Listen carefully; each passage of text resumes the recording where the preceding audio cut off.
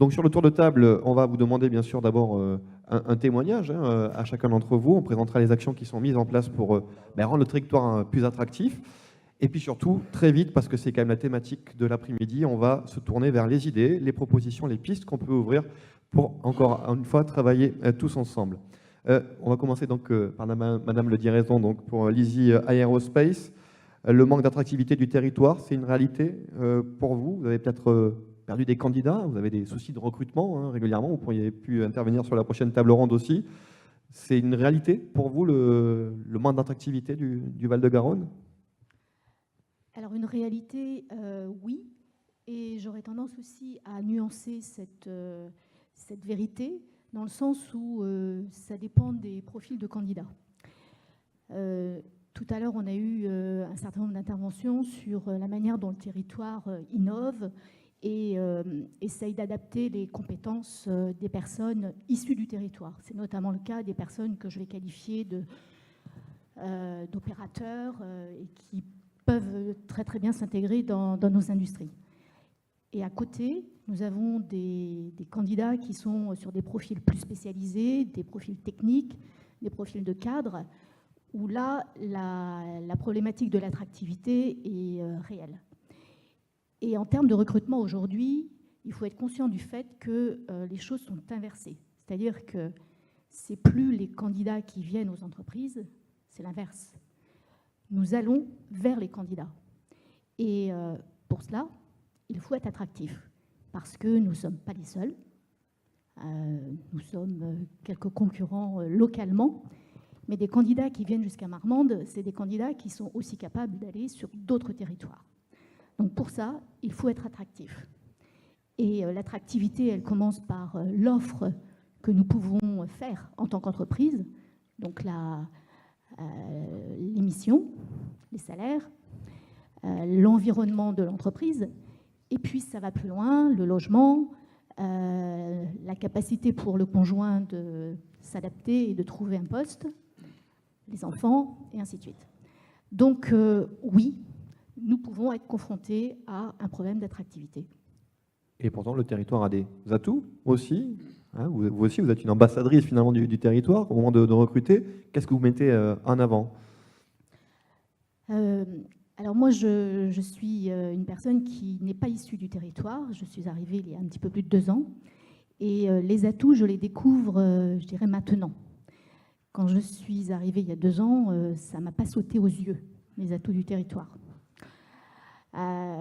Aujourd'hui, je ne veux pas dire que j'en profite pleinement, mais je les découvre et je les savoure. Donc si je devais donner un conseil, même si tout à l'heure notre intervenant a dit que faire du marketing de territoire, c'était peut-être pas la meilleure piste, mais en tout cas, lorsque moi je fais venir des candidats, ces candidats, qu'est-ce qu'ils font en premier? La première des choses qu'ils font, c'est un tour de la ville. Ils arrivent souvent 1 heure avant l'entretien, ils font le tour de la ville de Marmande. Et moi, je me mets à leur place parce que c'est exactement la situation dans laquelle j'ai été il y a 2 ans. Et heureusement que j'avais un travail, sinon je ne suis pas sûre que je serais restée à Marmande. Alors, 2 ans après, je suis fière d'être à Marmande. Alors moi, je suis rennaise, donc un territoire qui marche bien. Et aujourd'hui, je ne renie nullement ma Bretagne, mais en tout cas, j'ai été adoptée par les personnes de Lot-et-Garonne et je m'y sens très bien. Mais une fois de plus, il faut du temps. Et aujourd'hui, on est beaucoup dans l'immédiateté. Des candidats sont prêts à venir dans une entreprise et à passer une période courte. Or, comme vous le savez, quand on investit sur un candidat, il faut que ce candidat puisse rester un certain temps pour apporter de la valeur ajoutée et faire en sorte qu'il soit réellement en situation d'apporter à l'entreprise. Donc si au bout de 2 ans, ce candidat n'a pas réellement perçu les atouts du territoire ou on n'a pas profité, eh bien c'est perdant, perdant pour tout le monde. Donc Marmande peut encore faire, je pense, quelques efforts pour montrer cette attractivité. Puis j'aurais tendance à dire que les images d'Épinal, elles ont elles sont encore très présentes. Des candidats, quand je leur dis, ben voilà, j'ai un superbe poste à vous proposer dans le secteur de l'aéronautique. Ah oui, d'accord, chouette. Un grand groupe international, oui, chouette. Marmande, ah, mais c'est où Marmande? Ah, mais Marmande, c'est pas la ville de la tomate. Je suis pas sûre que pour des jeunes, ce soit très, très attractif. Voilà. Alors, il ne faut pas, moi, une fois de plus, hein, ces images, elles sont très belles, mais à côté de la tomate, il y a certainement plein d'autres choses. Et une fois de plus, je vous dis, moi, j'en profite pleinement aujourd'hui. Ouais, effectivement, il y a peut-être Garon Rock aussi pour les jeunes, hein, ça doit leur parler. Hein, c'est aussi quelque chose d'important pour les territoires. On verra ensuite, hein, là, c'est un constat, effectivement, un partage d'expérience, un retour d'expérience, un témoignage. On verra après les pistes, hein, voilà, les idées pour améliorer, aller plus loin. Monsieur Guetteroux aussi pour la société ACEP, dont vous êtes le PDG. C'est le même constat aussi que Madame Le Dier raison pour les candidats. Est-ce qu'il marche le micro? Il marche très bien. Bonjour à tous. Alors déjà, je ne suis pas super à l'aise avec ce genre d'exercice, donc je vous demanderai d'être sympa avec moi. Au niveau du constat, j'ai plutôt envie de vous faire part de mon ressenti d'être humain qui vit dans la société d'aujourd'hui, qui vit sur le territoire. J'ai l'entreprise à Samazan, dans une société de mondialisation, quelque part de déshumanisation, dans une société où on constate depuis de nombreuses années maintenant un désengagement de l'État-providence, dans une société qui est marquée par le mouvement des Gilets jaunes. Au-delà de ce constat qui a un impact inévitable sur nos territoires, ça renforce, moi, les convictions que j'ai depuis un bon moment maintenant sur le rôle essentiel sociétal du chef d'entreprise aujourd'hui.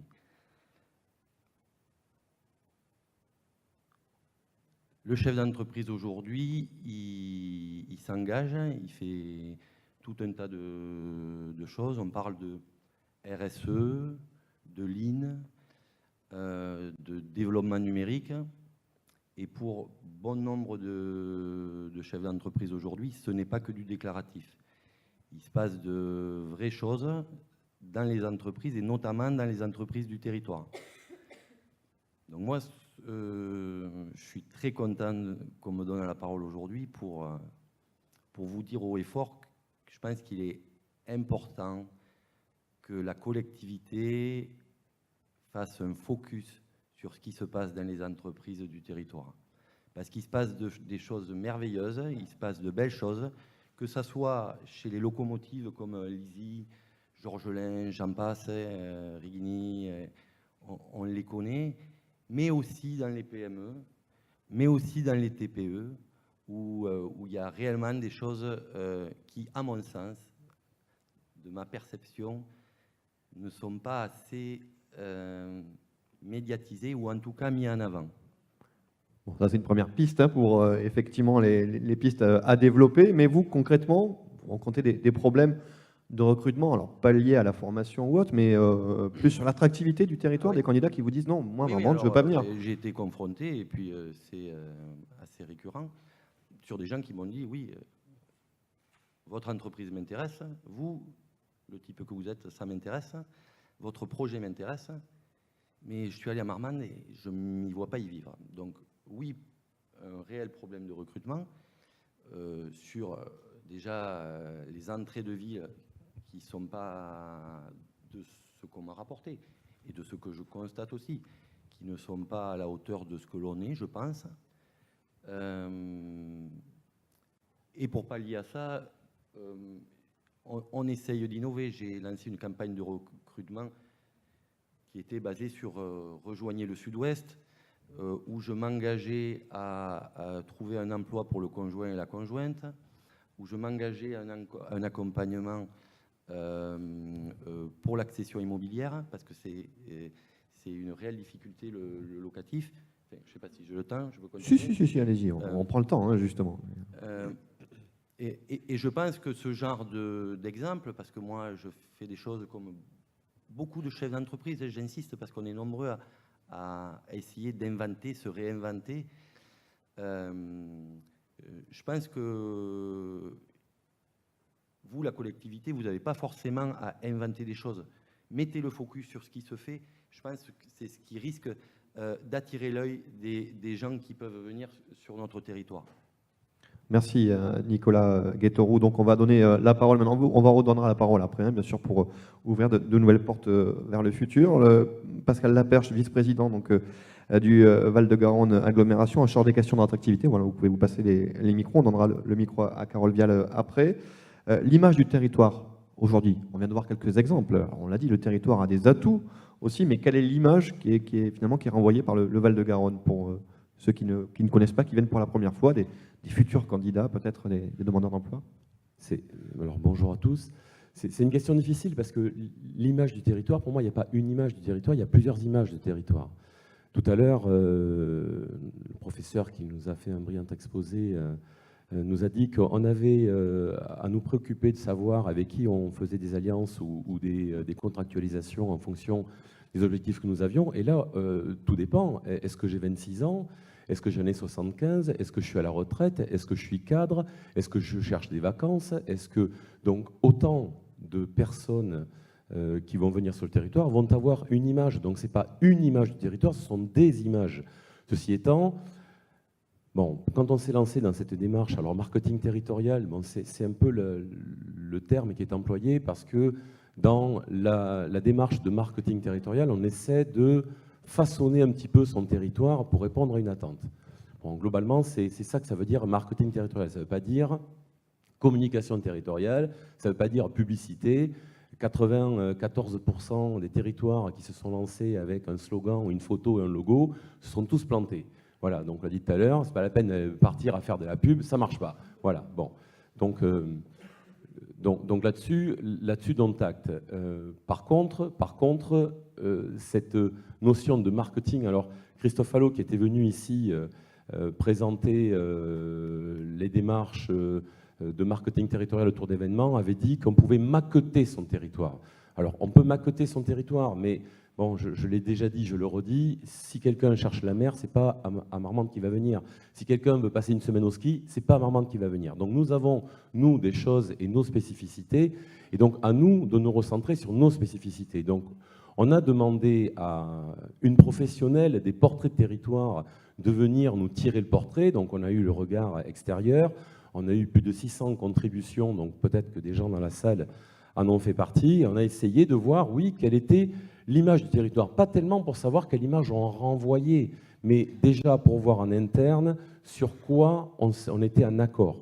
Parce que si on veut parler de notre territoire, il faut déjà que nous tous, ensemble, on sache en quoi on se reconnaît. Par exemple, ici, on ne se reconnaît pas tous forcément comme étant des Aquitains. Bon. Par contre, quand on parle de la valeur sud-ouest, il y a peut-être 80% des gens de la salle qui se disent « Ah ben oui, on est du sud-ouest ». Bon, voilà, c'est un exemple. Donc, essayez d'abord pour nous d'avoir une idée de ce que nous sommes collectivement pour pouvoir le porter collectivement. Parce que l'idée, c'est ça. Quand on parle d'attractive acteur, c'est pas qu'il y en ait 2 ou 3 ou que Carole et moi, on parcourt le territoire bordelais avec une 4L et puis un haut-parleur comme le cirque en disant qu'il fait bon vivre en Val-de-Garonne. Tout à l'heure, on en a parlé du bon vivre. Nous, quand on a suivi notre formation, on nous a dit le bien vivre et le bon vivre, tous les territoires de France s'en revendiquent. Tous. Voilà, y compris celui qui est tout à fait au nord, celui qui est tout à fait à l'est. Voilà, il fait bon vivre partout. Bon, mais très bien.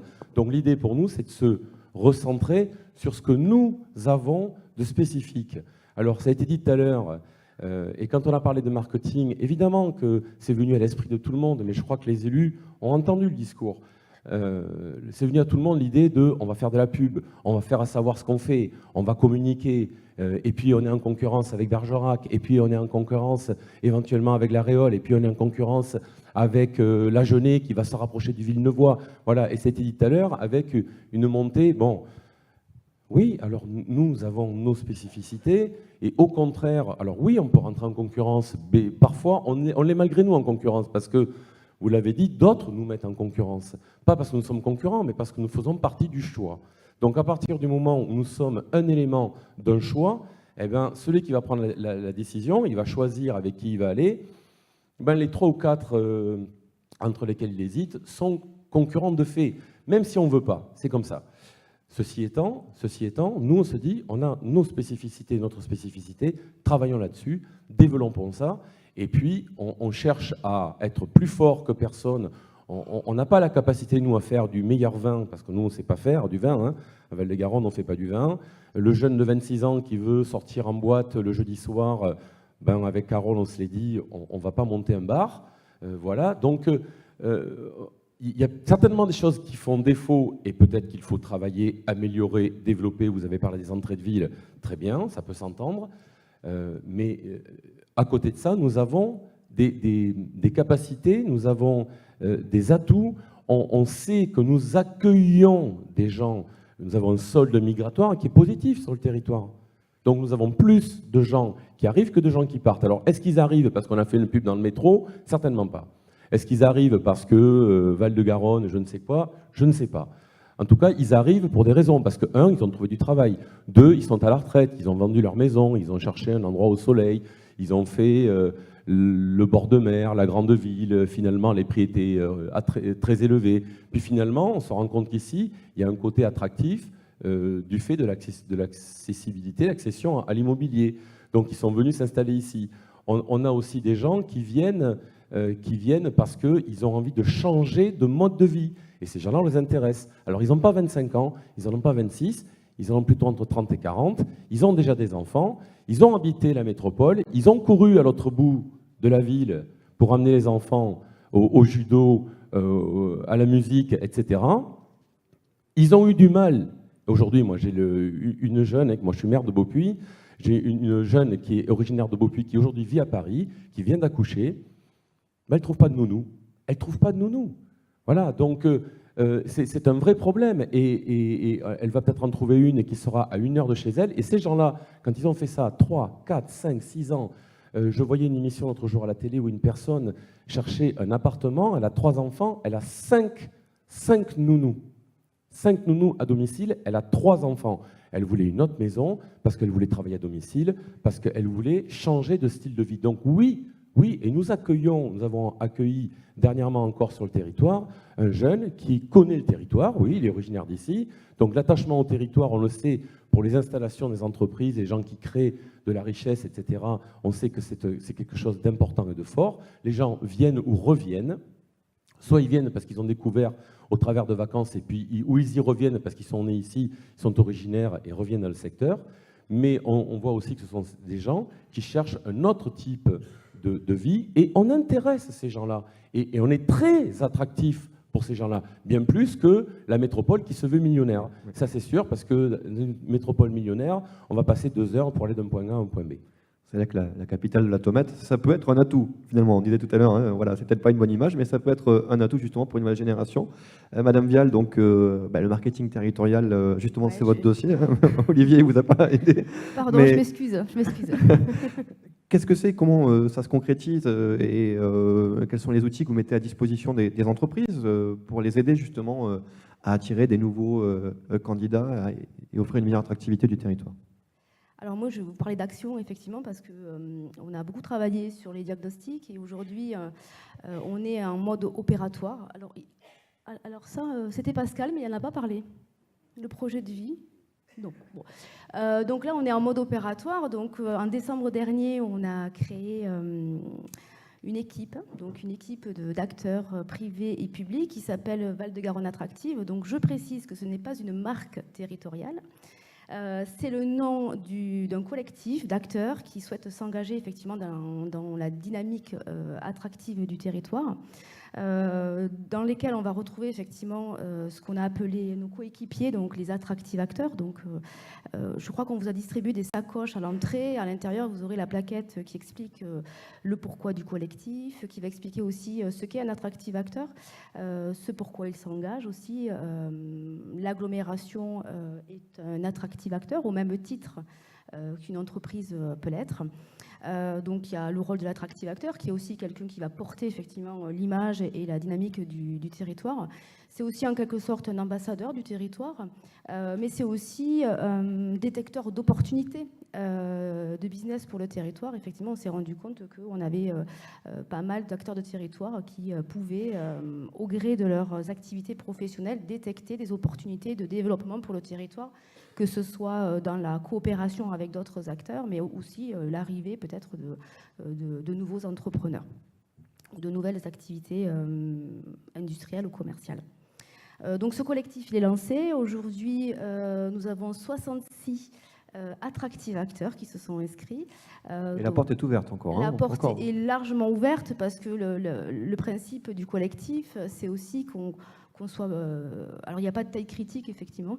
C'est pour ça qu'on me dit, c'est quoi l'objectif? Vraiment, je n'ai pas d'objectif, finalement. Ceux qui ont envie de participer, la porte est ouverte.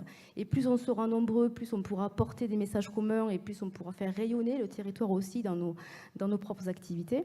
Donc, ce collectif, il est lancé. Aujourd'hui, effectivement, il y a des outils qui sont déjà à la disposition des attractifs acteurs. Donc, il y a un site internet déjà. Donc valdegaronne-attractif.com. Là, pour l'instant, aujourd'hui, c'est un site internet qui a pour objectif de recruter. Alors, nous aussi, on a des problèmes de recrutement. Nous, on veut recruter des attractifs acteurs. Donc, il y a ce site internet-là qui est à votre disposition. Demain, ce site a vocation à muter sur plutôt un portail d'attractivité du territoire. L'idée sur ce portail d'attractivité, c'est de travailler effectivement sur l'offre de services existante du territoire, parce que plusieurs l'ont dit, on a beaucoup d'offres sur le territoire, et surtout de travailler à cette logique de l'offre à 360. Effectivement, en fonction du profil de la personne qui veut venir, les attentes sont différentes. Parfois, effectivement, l'emploi est généralement en tête de gondole.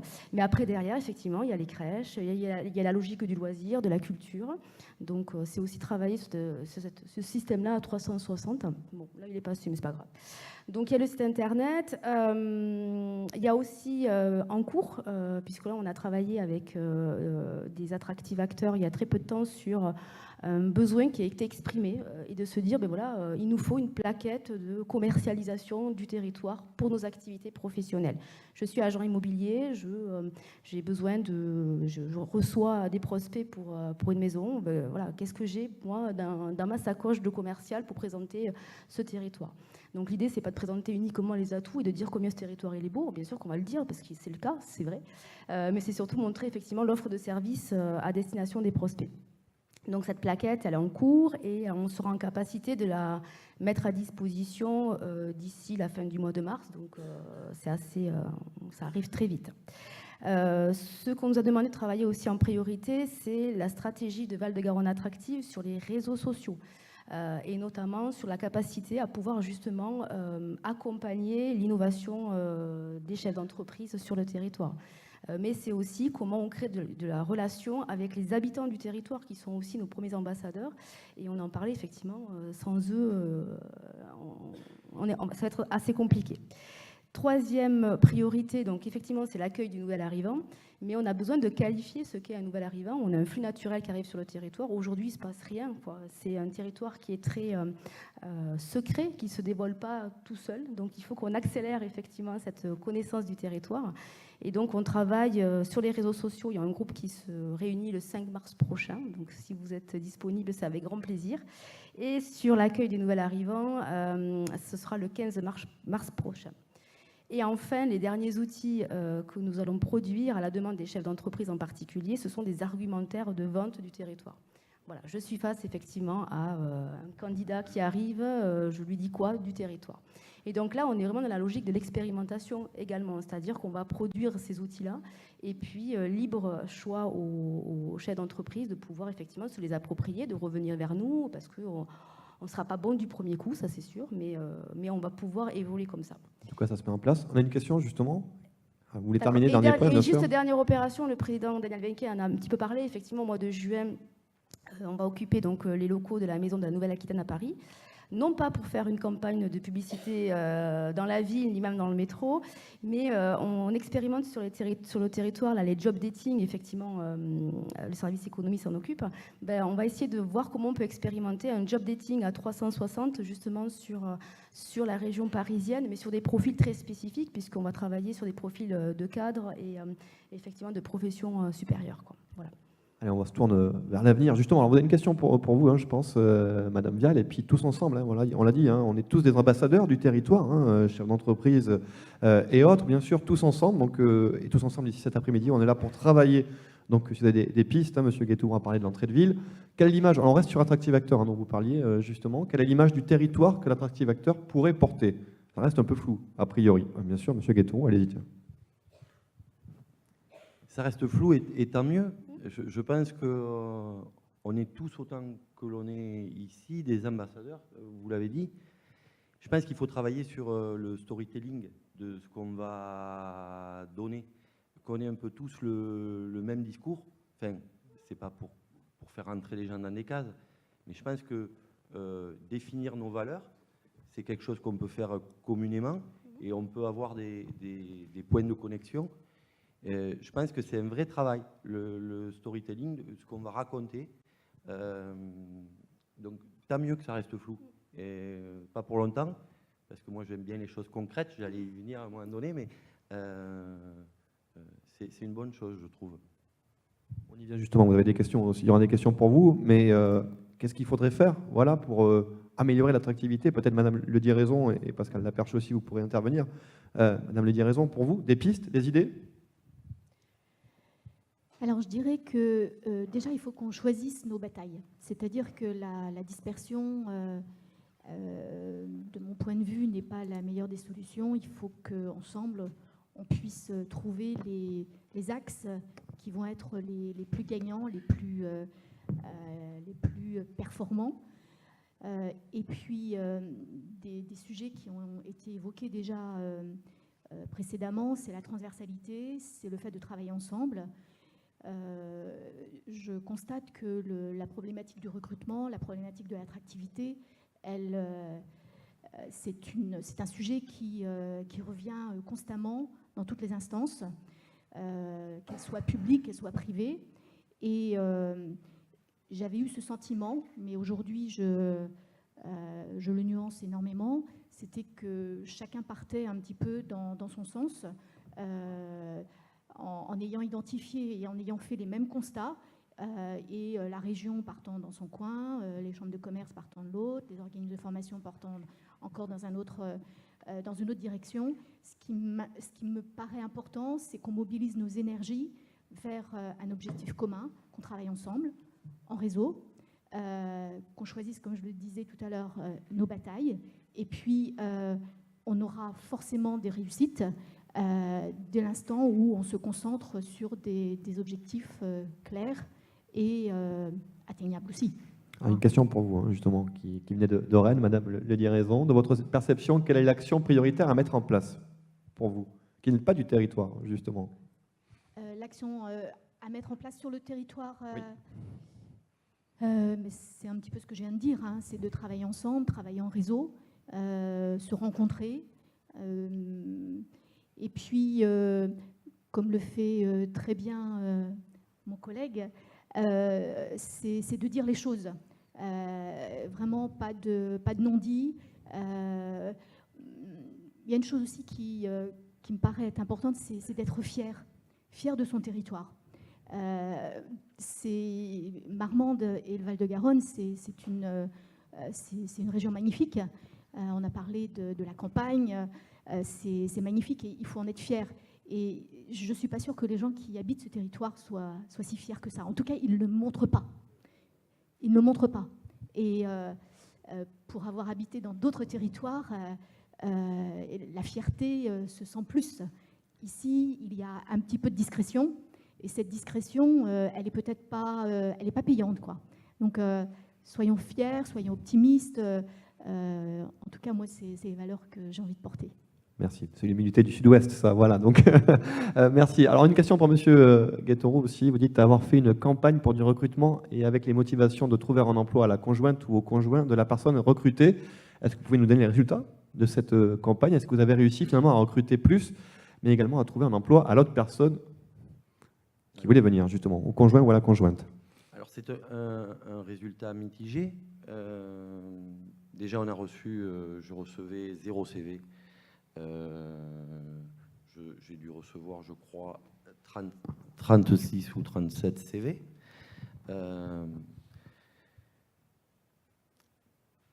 Tous n'étant pas des CV qui ont retenu mon attention, mais en tout cas, j'ai reçu des choses. Aujourd'hui, je n'ai pas de candidat que j'ai recruté qui m'a sollicité pour trouver un emploi pour le conjoint et la conjointe. Donc, c'est un résultat mitigé, je vais dire. Mais une fois de plus, on fait des choses au sein de nos entreprises, on tente des coups, on ose faire des choses. Si ça ne répond pas tout à fait aux attentes, on va faire autre chose et on va bien y arriver. Mais vous innovez, toujours, voilà. Enfin, on essaye, ouais. D'autres pistes aussi, vous parlez des entrées de ville, vous avez des idées peut-être? Non, pas sur l'entrée de ville. Il y a pas sur l'entrée de ville, mais d'autres idées. Ah, mais des idées, j'en ai plein. Quelques-unes alors, parce qu'on est déjà en retard pour notre table ronde. Au niveau du recrutement, on en parlait. Je pense qu'il ne faut pas avoir peur de faire le buzz. Je parlais de quelque chose qui va vous paraître peut-être un peu cocasse. Vous devez faire bientôt à Paris des choses pour le recrutement. Alors, voilà, speed dating, meeting, job dating, c'est pareil, mais pour le travail. Moi, je travaille depuis un petit moment, je réfléchis plutôt sur Pôle emploi a initié il y a un petit moment de ça une campagne de recrutement à la The Voice. C'est-à-dire que le candidat arrivé, alors c'est une idée parmi tant d'autres. Hein, mais on est là, non mais voilà. On est là justement pour proposer des idées. Alors allons-y. Le candidat arrivé, il y avait trois chefs d'entreprise qui se retournaient ou pas. Donc ça fait un peu polémique parce que manque de peau pour la personne qui n'avait pas la chance d'avoir un patron qui se retournait, ça pouvait être traumatisant quelque part. Mais ils ont essayé, ils ont fait des choses. Je réfléchissais à monter quelque chose en interne, puisque je suis actionnaire d'un groupe qui détient plusieurs sociétés en France. Mais si jamais la collectivité, et notamment l'Agglo et Val-de-Garonne Attractive, veulent bien prendre le wagon, c'est-à-dire de mettre un chef d'entreprise devant 3 candidats, et c'est les candidats qui se retourneraient ou pas. Ça rejoint ce que disait Madame Dérison, parce qu'aujourd'hui, ça paraît cocasse, mais ce sont bien les candidats qui choisissent leur entreprise. Ça, on le verra après. On a une dernière table ronde là-dessus où c'est vraiment la thématique. La nouvelle génération, vous allez voir que c'est à l'entreprise finalement d'aller les idées, donc de séduire le candidat. Donc c'est un vrai changement de nous, société. on en a des idées. Très bien. Un mot de conclusion peut-être, Monsieur Laperche, si vous voulez conclure très rapidement. Oui, en conclusion, dire que d'abord, moi, ce qui me semble prioritaire, c'est ce que nous faisons aussi aujourd'hui. Je crois que cette démarche-là, qui est née en 2015, alors le président tout à l'heure disait que le temps de la collectivité n'était pas forcément celui des entreprises. Alors moi, je vais vous citer quelqu'un que vous devez connaître, qui s'appelle Jean-François Zobrist, qui a été manager de la société Favi et qui a créé un petit peu le concept de société, d'entreprise libérée, et qui parle de l'anaction. L'anaction, c'est quand on fait rien. Donc, depuis 2015, on est parti sur cette démarche-là, on est allé en formation, on a fait un portrait territoire, on a rencontré les gens, on a mis en place des focus group, on a essayé de savoir ce que les gens du territoire pensaient, parce que si on ne pense pas tous la même chose, le discours ne sera pas porté de toute façon. Donc ça ne sert à rien de courir devant tout seul et de se retourner, et puis il n'y aura personne derrière. Donc l'idée, c'est de construire ça ensemble, c'est aujourd'hui d'arriver à ces démarches-là, d'avoir des outils qui sortent. Donc cette inaction, c'est ne rien faire. Alors, il dit de manière assez triviale, un con qui marche va plus loin que 10 intellectuels assis. Voilà, donc on essaie de marcher et d'apprendre en marchant, et ce qu'il appelle, lui, la métaction, c'est-à-dire qu'on part en action et on va apprendre. Alors exactement, je suis entraîneur de basket, ben, c'est exactement comme dans un match. On va prendre une décision, on va regarder, et puis si ça ne va pas, on va le stopper tout de suite, ou on va le modifier. Mais en tout cas, plutôt que de se dire, d'attendre que l'idée soit parfaite, elle ne sera jamais parfaite. Il y aura toujours quelqu'un qui trouvera quelque chose à redire, et c'est normal, parce que c'est jamais parfait. Mais est-ce qu'on doit attendre que ce soit parfait pour y aller? Moi, je ne crois pas. Donc je crois que si on est là tous ensemble autour de la table, c'est pour essayer de faire, alors on dit toujours, avancer les choses, etc. C'est de se mettre en marche, collectivement. Nous avons sur le territoire tout un tas de choses. Moi, quand je vois des gens qui disent « Ah, nous avons fait une démarche de marketing ou d'attractivité de territoire exceptionnelle », alors je me dis « Waouh, je m'accroche à mon siège, je me dis qu'est-ce qu'ils vont nous raconter ?» Et puis finalement, ils sont 3 entreprises, ils se rendent compte qu'ils avaient du mal à recruter, et en fait, ils ont une idée super brillante, extraordinaire, ils ont créé une crèche. Je me dis « Mais nous, des crèches, on en a plein. On a des crèches, on a des maisons médicales, on a du transport public, on a des garderies, on a des centres de loisirs, on a des équipements. » Donc je me dis, il faut... Alors c'est pas parfait, certainement, il y a peut-être des entrées de ville à revoir, c'est pas parfait, mais on a des choses qui existent et qui sont là, donc partons déjà avec ce qu'on a, mettons-le en musique. Il y avait une question tout à l'heure, qu'est-ce qu'on doit mettre en avant? Tout dépend à qui on s'adresse et tout dépend de ce qu'ils cherchent. Vous, si vous êtes là, peut-être que vous avez des intérêts, donc essayez déjà de vous baser sur vous, ce que vous vivez. C'est ce que vous... Il y a une phrase que j'aime beaucoup, c'est que les gens n'achètent pas ce que vous faites, ils achètent pourquoi vous le faites. Et donc, si vous êtes là, il y a une raison pour laquelle vous êtes là. Nous, il y a une raison pour laquelle on a mis en place ces démarches-là. Et le comment, le combien et le quand vont finir par se découler. Donc, si vous avez quelqu'un qui vous demande pourquoi il devrait venir ici, si vous savez pourquoi vous y êtes, vous saurez certainement le lui expliquer. Merci pour ce message. On peut les applaudir. Donc, Pascal Laperche, vice-président du Val-de-Garonne Agglomération en charge des questions d'attractivité, Carole Vial en chef de projet marketing territorial, Amel Le Diraison, donc DRH de Lisier Aerospace, et Nicolas Guetteroux, PDG d'ACEP. Le message d'audace, vous pouvez y aller, hein, c'est bon, le message d'audace et d'optimisme, c'est ce qu'on retrouvera justement tout à l'heure avec Michel Poulaert, qui sera là pour conclure avec ces mêmes valeurs-là vers 18h45.